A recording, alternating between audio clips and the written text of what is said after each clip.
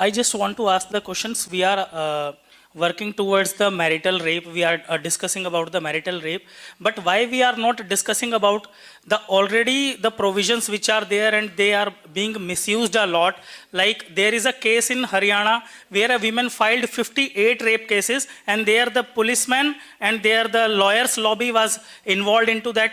Commission fix है ना भाई, लॉयर से लेके हर एक को पैसा मिलता है, सबका फिक्स है, इसीलिए नहीं होता है। और उसके बाद एक ऑलरेडी सबका दिमाग में रहता है कि अरे यार फीमेल है, इसको कौन सज़ा देगा। तुम खुद देखो, इंडिया का ही छोड़ दो, तुम पूरे वर्ल्ड का देखो। लगभग हम एक डेटा पर रहते हैं, उसमें 66% कम सज़ा मिलता है सेम क्राइम का। इमेजिन कर सकता है 66%, समझ रहा है कितना हाई अमाउंट है।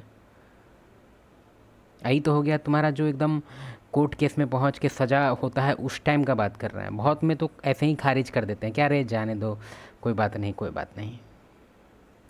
There were cases in Jaipur, there were cases in Gurgaon, where the women are filing a lot of rape cases just for the extortion purpose. And whenever those cases are brought out in front of the system does not penalize them. These kind of extortionists or these kind of criminals are being not given any kind of penalty. Moreover, why we are not talking about the rape of a man? If we look into the data in 2008, Ministry of Women and Child Development has done a survey. There it was a data that 53.4% boys are also get raped.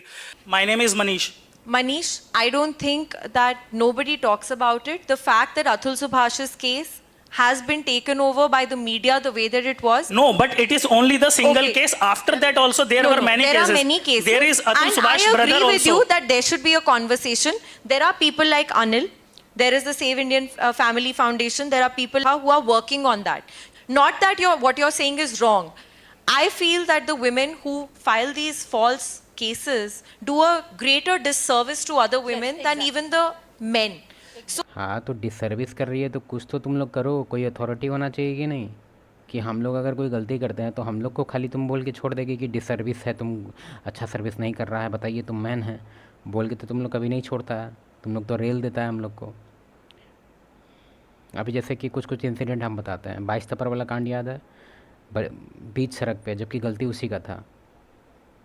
फिर ऐसा multiple case है। फिर एक दिल्ली वाला एक और case था जिसमें जो मेल था उसका बाइक वगैरह का कुछ इशू था कि वो ऑलमोस्ट उसको ठोक देता, तो वो ऐसे करके कंप्लेन कर दी और उसको लेके वो बंदा कहीं कहीं पॉडकास्ट वगैरह में भी दिखा है कि कैसे मेरा इतना लाइफ ये हो गया वो हो गया। उसमें भी तुम लोग कुछ नहीं किया। अभी तो हम क्या ही बोले, खोल देंगे टैब तो तुम लोग बढ़ जाएगा केस से, शर्म करो।